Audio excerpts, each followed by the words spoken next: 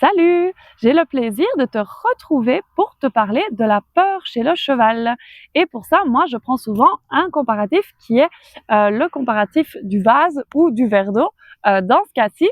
Donc en fait, quand un cheval a peur, ce qui se passe, c'est qu'en fait, et ça tu peux le comparer évidemment à tout ce qui est humain aussi, c'est pareil chez l'être humain. En fait, ce qui se passe chez un cheval, c'est qu'en fait, l'explosion, le moment où ton cheval va péter un câble ou se défendre ou partir ou en tout cas créer quelque chose, une défense où va te dire qu'en fait c'est de trop pour lui, c'est au moment où en fait son verre va vraiment être rempli à ras-bord de situations qui vont lui faire peur. Et donc en fait, pourquoi est-ce que je raconte ça? C'est que souvent on me dit: «Ah bah tiens, mon cheval il a pas peur, quand je le monte d'habitude, il a pas peur d'être dans la piste, il a pas peur du vent, il a pas peur de ça». Mais alors en fait, ce qui va se passer, c'est que, le cheval dans la piste, plus le fait, donc je vais te le faire en direct live, le cheval dans la piste qui est privé de ses congénères, ça met déjà un petit peu de tension, au niveau de ton cheval. Puis, tu vas te mettre sur son dos. En général avec un petit peu de pression de bien faire, de tension de la journée accumulée, et cetera. Donc là, le verre se remplit encore un petit peu. Et puis alors, tiens, y a un cheval qui va passer là-bas au bout et il va dire: «Bah tiens, mon pote est là, ça va peut-être un peu lui mettre du stress», hein, c'est possible aussi chez ton cheval. Donc le verre se remplit encore un petit peu.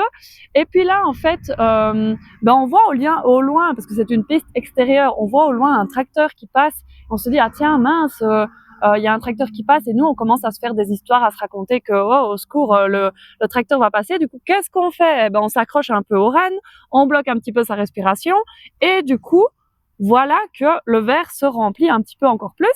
Et puis alors il y a la fameuse mouche qui passe et qui pète, hein, l'expression cavalière dans toute son excellence, qui passe. Et qu'est-ce qui va se passer? C'est que ton cheval, hop là, il va avoir peur du coin et partir en saut de mouton, faire un écart et péter un câble. C'est possible, ou alors juste faire un écart et s'arrêter, c'est peut-être mieux aussi. Mais en gros, son verre, sa coupe est pleine, son verre va déborder parce qu'en fait, ça va être trop de tension accumulée chez lui. Alors, à ce moment-là, qu'est-ce qu'il fait? Ton cheval, il a sa tension qui est montée, montée, montée, montée. On est à ras-bord. S'il y a encore un petit truc en plus, en fait, ça va, voilà, ça va sortir. C'est là que tu vas avoir un cabré, un demi-tour, bloqué. Ça, c'est quand même plus rare, mais tu vas vraiment avoir parfois une fuite. C'est souvent la fuite qui arrive chez les chevaux. Un coup de cul, il va t'envoyer péter ou autre. Ce qui faut faire, en fait, pour éviter que le verre en vienne à ça, c'est et il déborde encore un petit peu quand on vient le titiller. Ce qui se passe, c'est qu'en fait, ce qu'il faut apprendre à faire, c'est tiens, je vois mon cheval qui monte en pression parce que, par exemple, il est tout seul dans la piste. Et ben en fait, je vais respirer un petit peu, je vais l'aider à se détendre, je vais le tourner vers le copain et il va diminuer un petit peu sa tension. Si, par exemple, donc au moment où je vois le tracteur, au lieu de m'énerver ou quoi, je vais le mettre face au tracteur, m'arrêter et au lieu de reprendre mes rênes plus fort et de le contenir un petit peu plus, je vais respirer et me détendre. De nouveau un petit peu de tension qui diminue. Je peux même en diminuer encore un petit peu. Et alors, ce qui va se passer à force, en fait, c'est que au lieu de laisser les tensions s'accumuler, et pour ça, il y a des indicateurs, il faut apprendre à observer son cheval. Au lieu de laisser les tensions s'accumuler, en fait, chez ton cheval, tu vas apprendre petit à petit, en l'aidant, lui, à mieux réguler ses émotions, à mieux réguler son stress, à adopter une meilleure gestion émotionnelle. En fait, ce qui se passe, c'est que progressivement, dès que tu vas voir quelque chose s'installer et quelque chose qui va se tendre chez ton cheval, dès que tu vas avoir un signe de peur, tu vas, au lieu de laisser les tensions s'accumuler, te dire: «Tiens, je vais diminuer progressivement les tensions» et lui permettre de vider un petit peu son verre pour, si au cas où, je mange mes cheveux, si au cas où il y a de nouveau un tracteur qui arrive, eh ben, le tracteur arrive, bon, c'est un peu plus tendu, mais c'est encore correct. Et en fait, ça va vraiment être ce truc-là d'apprendre à jouer avec ce verre qui se remplit progressivement, mais qui va jamais aller jusqu'à déborder. Et pareil, quand on part en balade, en fait, c'est ce qui se passe souvent. On part en balade, le cheval est déjà un peu stressé de partir, hein, il y a déjà un certain réservoir de tension qui est accumulé. Pas dans tous les cas, mais souvent, en tout cas, ça arrive. Ce qui va se passer, et c'est un exemple parmi tant d'autres, ce qui va se passer, c'est que du coup, on voit notre cheval qui stresse un peu, au lieu de se dire: «Ah bah tiens, c'est pas grave, OK, on s'occupe de nos propres émotions, on va gérer», on va remplir encore un petit peu le verre en stressant aussi, en continuant dans cette lancée.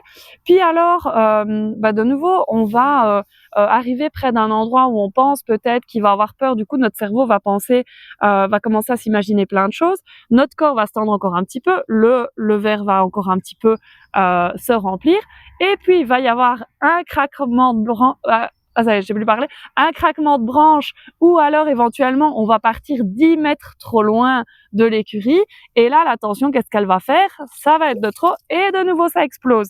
Et c'est là de nouveau qu'il y a un problème. Et donc en fait, moi ce que je vais te proposer d'apprendre à faire, c'est vraiment d'apprendre à diminuer de nouveau progressivement la jauge, la tension qu'on va appliquer sur notre cheval, vraiment apprendre, le prendre par la main et lui dire: tiens, je vois que tu as une petite tension, tu sais quoi, en fait, je vais faire quelque chose qui va te rassurer. Et tout ça, en fait, ça s'apprend progressivement. Il y a tout ce qui est exercice de respiration, il y a apprendre à gérer la peur chez son cheval, apprendre à le rassurer, surtout ne pas tendre ses rênes, le laisser regarder, le laisser libre de sa tête, pouvoir lui permettre de regarder ce qui lui fait peur. Au lieu de partir directement en balade en ligne droite, on va faire des petits allers-retours. Il y a plein de techniques et de choses à mettre en place pour éviter que ces tensions ne s'accumulent et fassent déborder le verre. Donc ça, c'est super important d'en avoir conscience. Et c'est une analogie, évidemment, c'est de voir un peu notre cheval et la peur chez notre cheval comme une accumulation de tensions. Les défenses, elles viennent de là. Les défenses, ce sont des accumulations de tensions qui n'ont pas été vues, prises en compte et diminuées, en tout cas apaisées, qui vont donc vraiment ces tensions, elles vont s'accumuler jusqu'à faire exploser notre cheval. Et notre but, moi en tout cas dans mon métier, c'est de t'apprendre à gérer ces tensions et de pouvoir progressivement aider ton cheval à diminuer ces tensions, diminuer, peut-être aussi agrandir la largeur de ton verre jusqu'à en faire peut-être une cruche entière. Donc en fait, je sais pas s'il y a la même quantité d'eau, non, il n'y a pas la même quantité d'eau, mais en fait que ton cheval, en fait, il devienne un peu son réservoir de peur, en fait, auquel il est sensible, ça devienne à la limite une cruche, un vase, un énorme truc qui, par exemple, il faudrait vraiment qu'il soit au milieu d'une explosion totale avec un cavalier hyper stressé et des feux d'artifice et plein de choses qui se passent pour que ton cheval réagisse, mais que vraiment on va en fait progressivement agrandir son verre et aussi dans le même temps apprendre à diminuer cette tension qui s'accumule dans le verre avant que son verre n'explose. Donc vraiment essayer de voir quelle taille de verre a ton cheval pour le moment, quelle tension, jusqu'à quel niveau de tension il peut encore gérer en fait ses émotions et quel niveau de tension est acceptable pour lui. Et après savoir ça, on va l'aider à agrandir en fait ce verre, ce niveau de tension qu'il peut accumuler tout en restant dans un état émotionnel qui est tout à fait OK.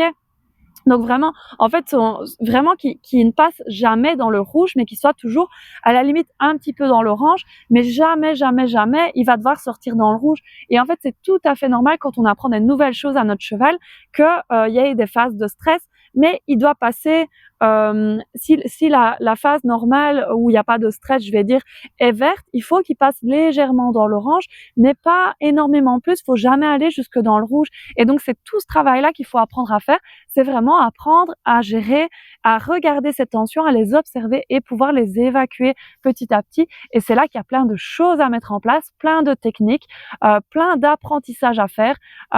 Et autant sur nous-mêmes que sur notre cheval, on peut vraiment lui apprendre à devenir courageux.